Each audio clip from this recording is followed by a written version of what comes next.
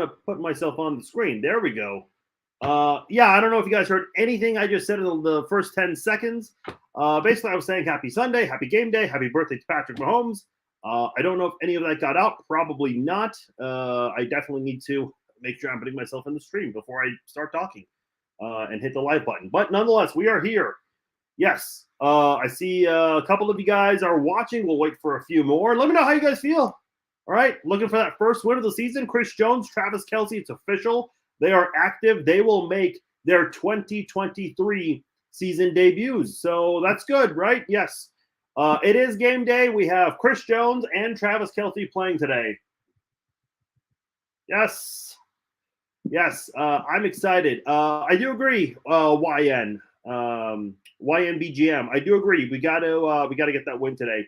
I think, when teams that have elite quarterbacks like Patrick Mahomes, Tom Brady, Peyton Manning, Drew Brees, Aaron Rodgers, in their careers, anytime those guys have ever lost the game, and that's not to say they've never lost 2 in a row. Yeah, they've all lost consecutive games before. But when you see teams with elite quarterbacks struggle like this, the way the Chiefs did last week, that tends to bode well for that team because they're pissed off. They're angry. They know they can play a lot better. I know Mahomes alluded to that in his press conference on Wednesday when he was saying that, we're a lot better than this. Our offense can do a lot better. And look, I still stand by everything I said, that I think that was a very, very winnable game without Kelce and without Chris Jones. The drops right there. I mean, dropping passes has nothing to do with Travis Kelce not being there. The players were able to move around, get wide open. Even on that, we haven't talked about this too much this week, but that weird crisscross pattern, it was Kadarius Toney. I can't remember who the other receiver was that got in the way. I want to say it was Sky Moore or Richie James. I think it was Sky Moore. They were both wide open right there, which is why Mahomes threw it in that direction. He just did not expect both of them to be there at the same time. Because the reason I say that is because on last Friday, the day after the game, I'm watching some of these shows, and a lot of pundits are talking about how the Chiefs could not get wide open and they struggle without Kelce. Yes, there were times Mahomes needed to scramble, move around, and extend plays to try to look for someone wide open at times, but that was not the case. When we're talking about wide open drops, obviously receivers were able to go out there and create separation from defenders. So Kadarius Toney, I'm expecting a good day from KT. I went out there and put an anytime touchdown bet on KT. Not the only thing I did. I did one of those same game parlays, man. Those things scare the shit out of me because you just never know how those things are going to go. But I'm doing it today. So I'm a hypocrite. Yeah, imagine that. I'm excited. I'm looking forward to it. I really want to know how this Chiefs team is going to respond. How is Kelce going to do? Is he going to be limited? Can he play a majority of the snaps on offense? What kind of involvement will he have? And how our defense is going to handle him in this game? And on the opposite side, you look at the Chiefs defense. Chris Jones, he looked I'm sorry, not Chris Jones. The defense without Chris Jones looked pretty good, allowing just 14 points against a Lions team that was fifth, if I recall correctly, last year in scoring. They didn't do a whole lot last week against the Chiefs. It's not like the Lions came into Arrowhead and just lit up the scoreboard and completely demolished the Chiefs defense. The Chiefs, and I would argue that this was really the case under Bob Sutton a lot too, except they allowed far more yardage. The Chiefs are this bend, don't break defense, and it's been this way for a very, very long time. And I think the transition from Bob Sutton to Steve Spagnuolo, you were hoping that the tackling would be better. You would not allow as many yards, which, they have allowed fewer yards. I don't think the Chiefs have been ranked 31st in total defense since then, but there's still a lot of room for improvement. My point is, in last week's game, the Chiefs did allow the Lions to move the football a lot. I think it was 370 yards of total offense for the Lions. I'll pull that up real quickly just to double check. But ultimately, what matters is the amount of points you allow. I remember the Minnesota Vikings in like the mid to late 2000s. They had this really terrible defense, total defense. but they had the best run defense in the NFL. And at the time, we weren't in that full pass heavy league yet. And the Vikings were generally a team that, yeah, they allowed a shit ton of yards, but they didn't allow a lot of points. Let me see if I can pull up the total yards. Yeah, almost 370 yards, 368 to be exact for the Lions in that game compared to the Chiefs. They were at 316. So pretty significant difference there. And look, it's not like the Lions did anything amazing. They were 5 of 15 on third down. 1 of 3 on fourth down. Was really surprised how many times they went for it last week against the Chiefs on the road. But hey, I mean, they came through. One of them obviously was the fake punt attempt. So that counts as a fourth down attempt.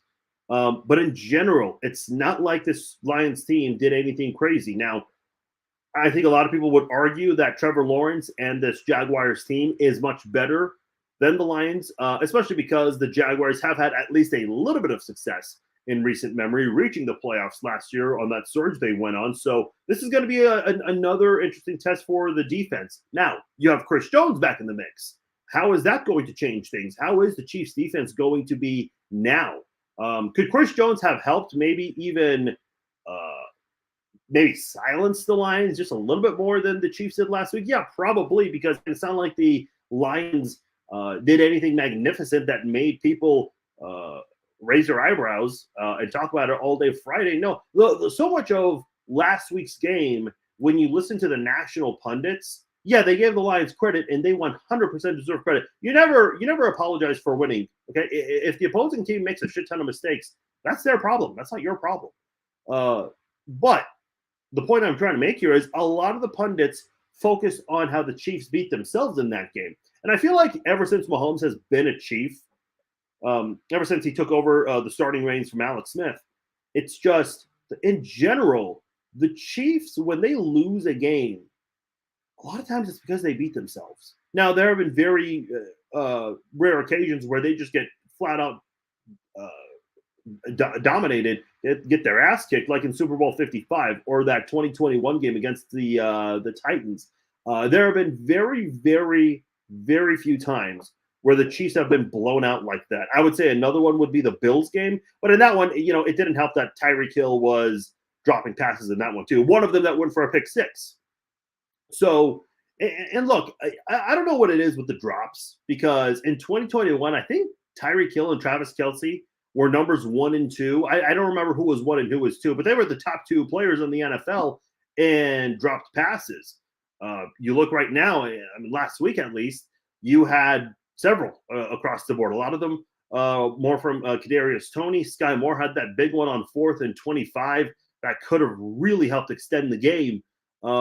And again, we just talk about those things. I know it's 10 days ago and no one wants to remember those things. I'll say this, because when I went home to rewatch that game, man, I just cringed at all the drops. And whenever they would talk about it the next morning on Friday, I just cringe at all the highlights they kept showing. And my point is, everyone, I think, universally agrees that the Chiefs beat themselves last week. So if they can not do that, they've got a very good chance at winning this football game. Oh, you got Travis Kelce and Chris Jones back, if you haven't heard already. So I really like the direction this team is going in. Yeah, they have some things to work on, but those are very fixable issues. Look at the Bengals and the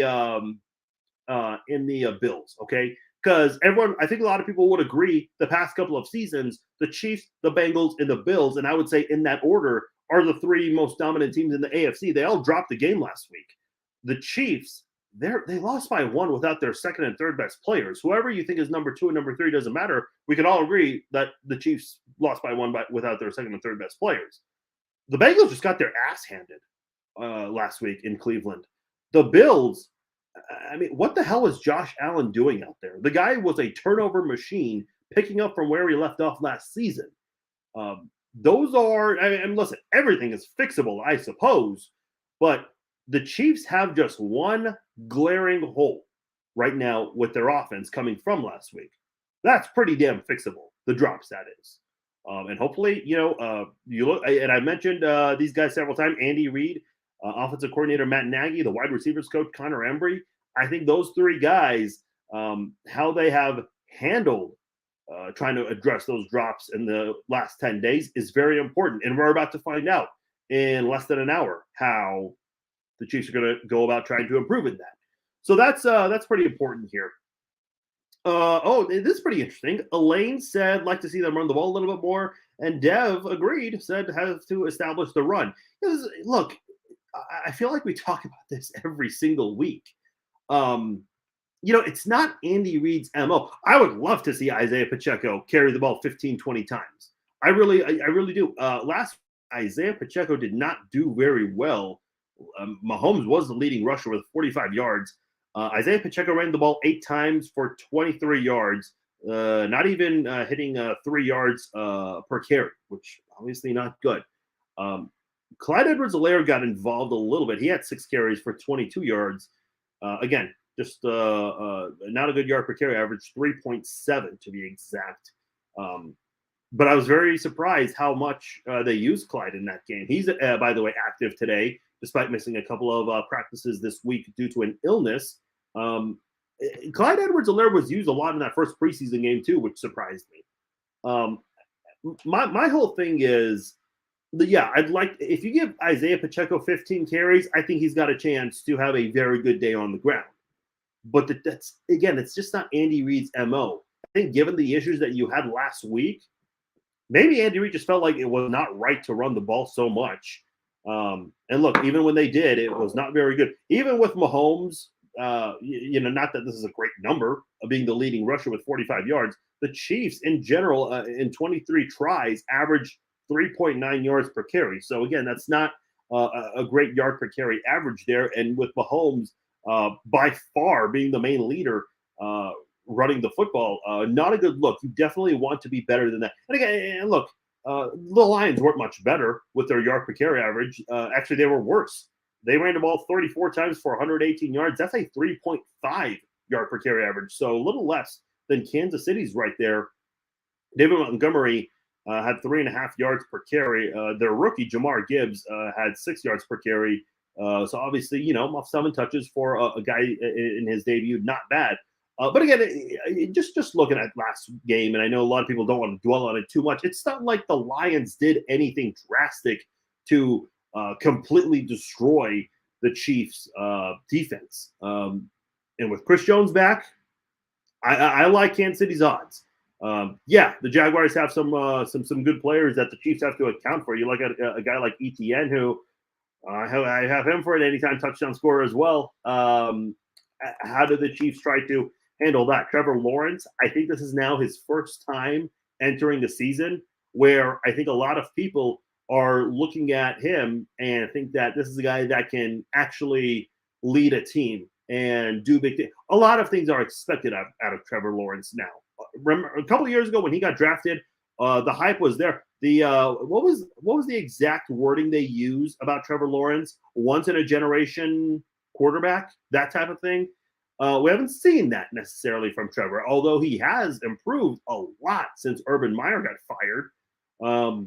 How is he going to do moving forward? So, and I think they have some solid receivers there with Calvin Ridley and Christian Kirk.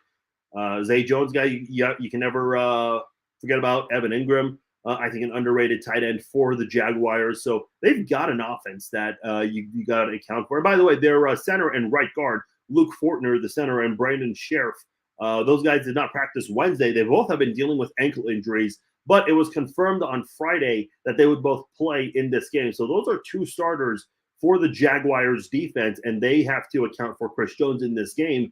If they were not there today, boy, it would have been kind of a crazy week for Chris Jones to pick a comeback. And listen, not to say Chris Jones can't beat those guys. He's had by far the best one-on-one win percentage in the NFL among defensive linemen and pass rushers. So, how is he going to do against these 2 guys, again, who've been dealing with some injuries this week? How do they try to handle Chris Jones in the middle?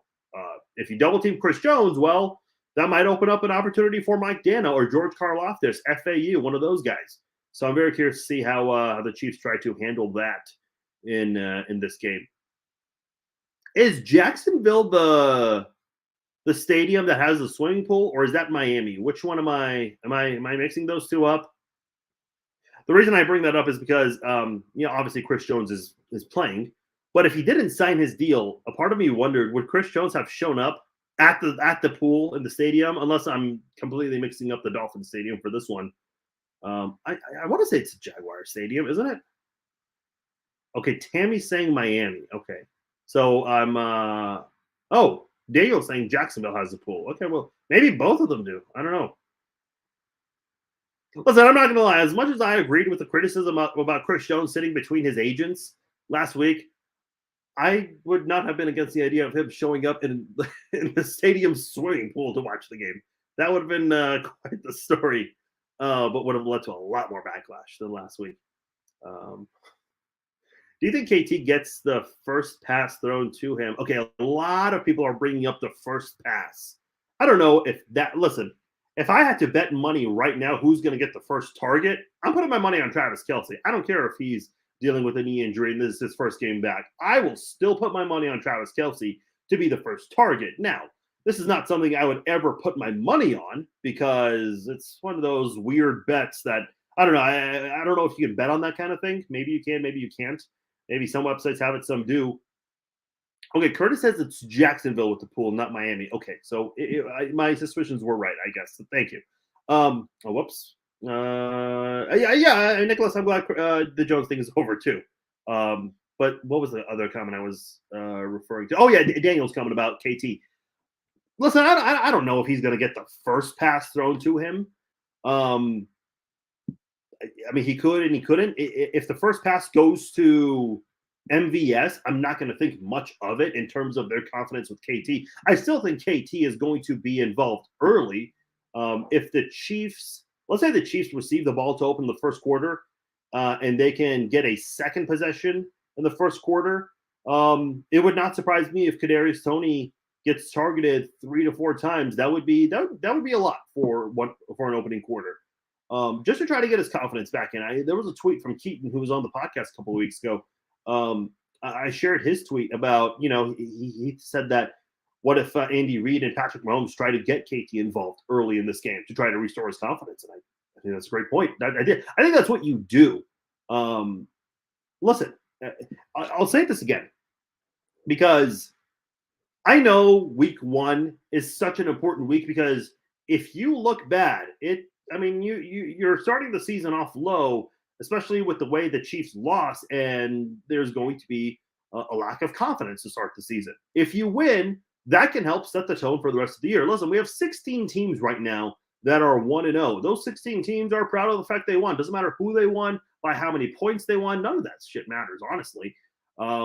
You want to build off that for week 2 and beyond.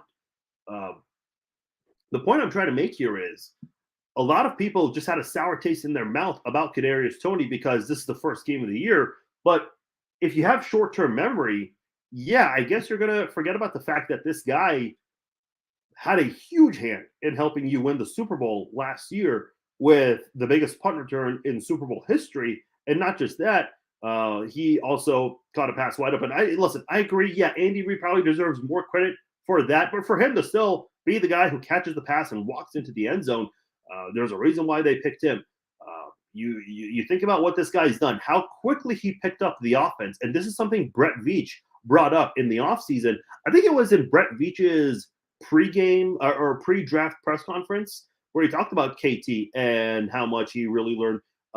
Look, I know there are some people who talked about KT in New York and the injuries and not being able to produce. Do you know who the quarterback is for the Giants? It's Daniel fucking Jones.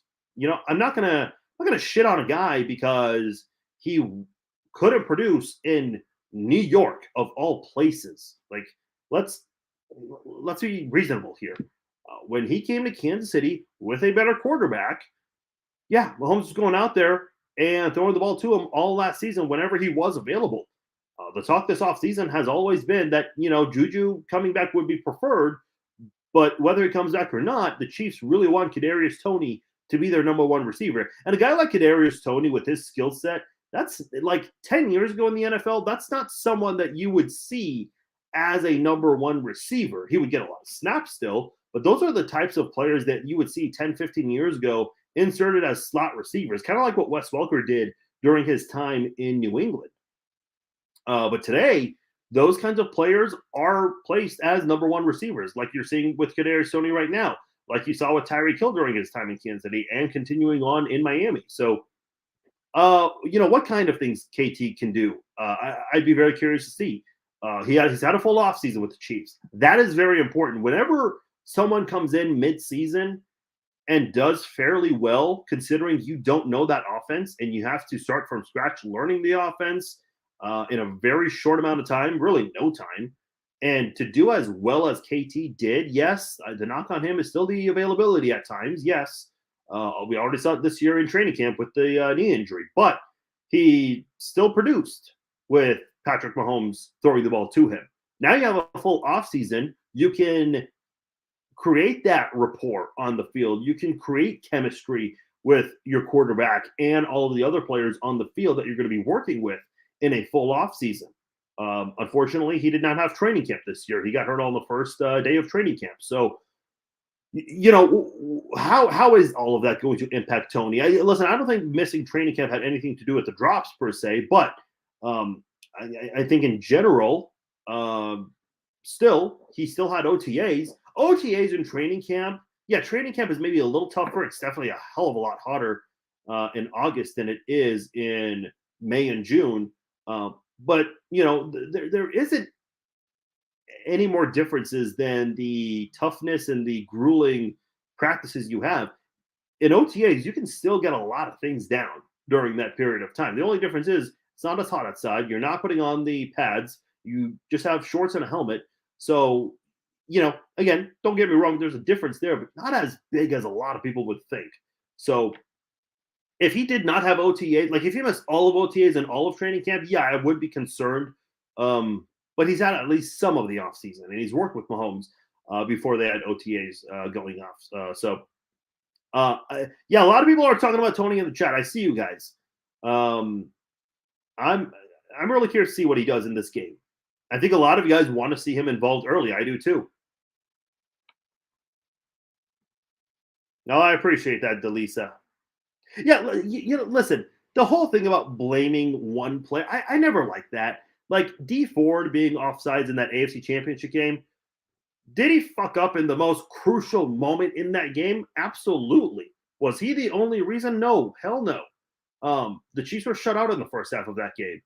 Travis Kelce had a couple of key drops on third down. Tyreek Hill, he had a punt return. He started running backwards, and there was an illegal block in the back. That pushed the Chiefs back even further. They basically went 3 and out and punted and gave the Patriots an easy field goal right there. It's like things like that. Yeah, sure, I get. By the way, the defense was what, 13 of they allowed 13 of 19 third down conversions. So it's never one player. Yes.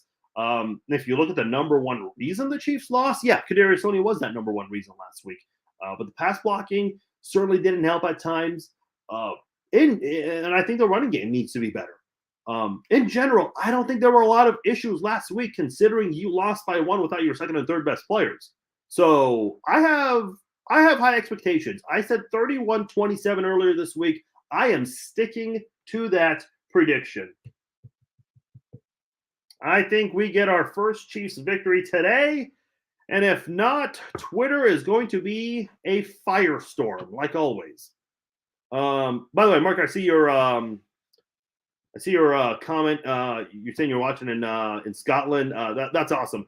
I love it when people tell me where they're following from, whether it's right across the street from where I live or if it's on the other side of the planet. I think it's really cool. But and listen, props to all of you international fans, because a lot of you guys probably either depending where you live, you guys either have to wake up really early, which is not at all something I like to do. I'm already not looking forward to that Germany game. I was about to say London, because that's an 8:30 kickoff game, and I guess all the pregame stuff is going to start around 5 o'clock. So, yeah, not looking forward to that. Whatever college football game is on late that night, the night before, yeah, I can't say I care for that. Whatever it is.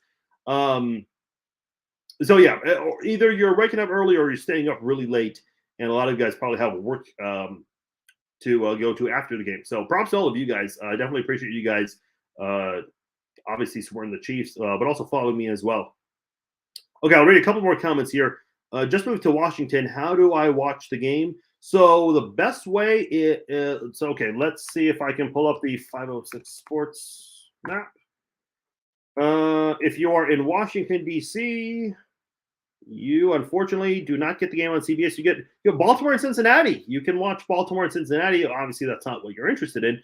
So you can go to NFL Plus.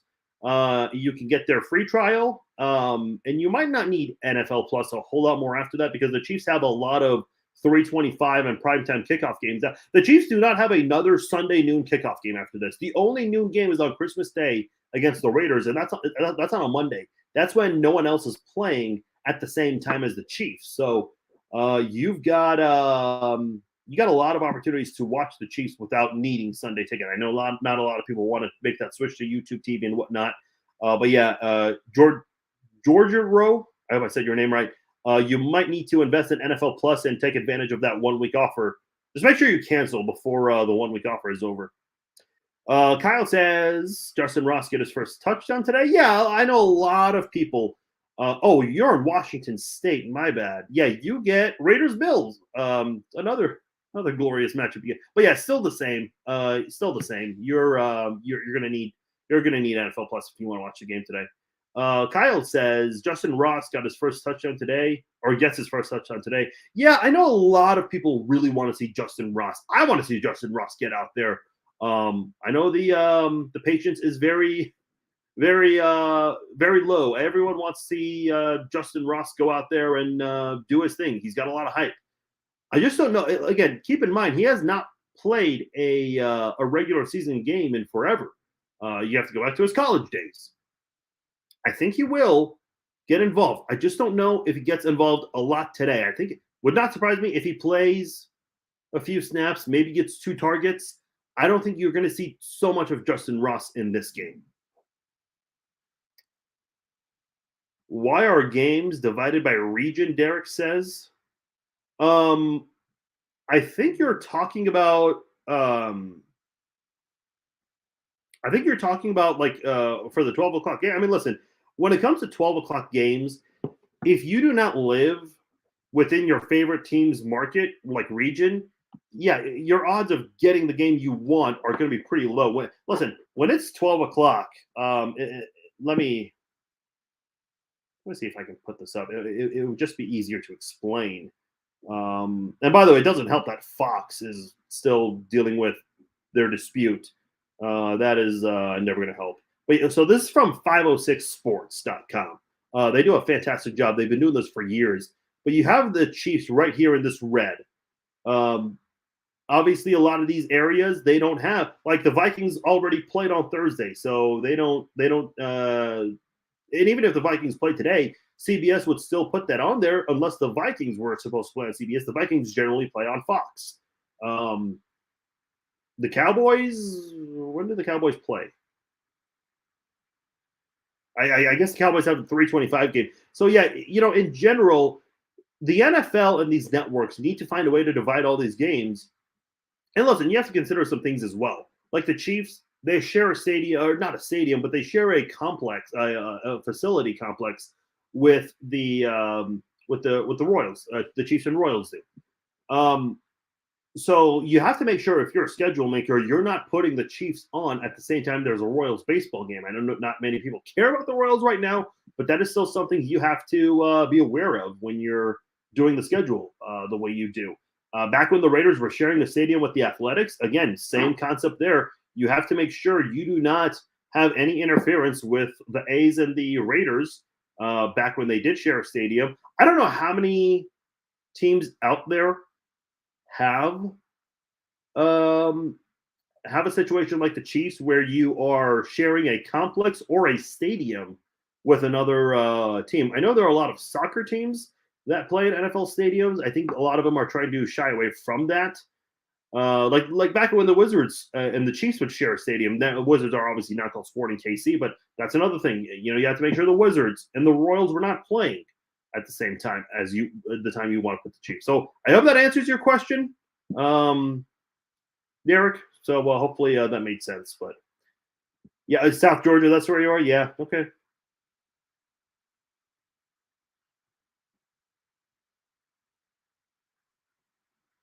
No, I hear you. And listen, because the Chiefs are such a good team now, like I said, this is their only Sunday noon kickoff game, which is crazy to think about. So if you're a Chiefs fan outside of Kansas City, you've got a really good chance at seeing the Chiefs plenty of times without the need for Sunday tickets. So anytime touchdown parlay, Pacheco, Kelsey, Tony, cash it. I put Kelsey, Tony, ETN, and I can't remember the other one. I listen. I used the free bonus bet. Shout outs to DraftKings. Shout outs to DraftKings. Score prediction. Okay, this is going to be my last one. I am going 31-27, Kansas City. All right. Hey, guys, I appreciate you guys joining me for this live stream. Come back after not after the game, at halftime, and we'll do a quick halftime live stream. So make sure you guys join me for that. And then after the game, we will do a post-game show. That is going to go hand in hand with our podcast, The Chiefs Zone. So we'll be doing a post-game recap / podcast after the game. This is my first time doing a regular season game with this live stream, StreamYard, and I want you guys to call in after the game. A lot of you guys called in last year, which was awesome. The system is going to be a little bit different. It's really going to be the same. You're just going to go on a different website, just allow the camera access, and you guys can call in. And I really hope a lot of people tune in. I got to criticize you guys for 1 second, though, because whenever the Chiefs dominated, you guys had nothing to say almost. Whenever the Chiefs barely won against a team they should have blown out, or whenever the Chiefs lost the game, that's when we get a lot of call-ins. Listen, I want it to be even. You guys know me. I've always said the Bengals fans to Raiders fans to all these other fan bases, I bring the same energy, win or lose. I'm asking the same from you guys, all right? Come on, let's do this. All right. I'm out of here, 31-27 KC. Let's go. Week 2 starting in 30 minutes. We'll talk to you guys later. Take care.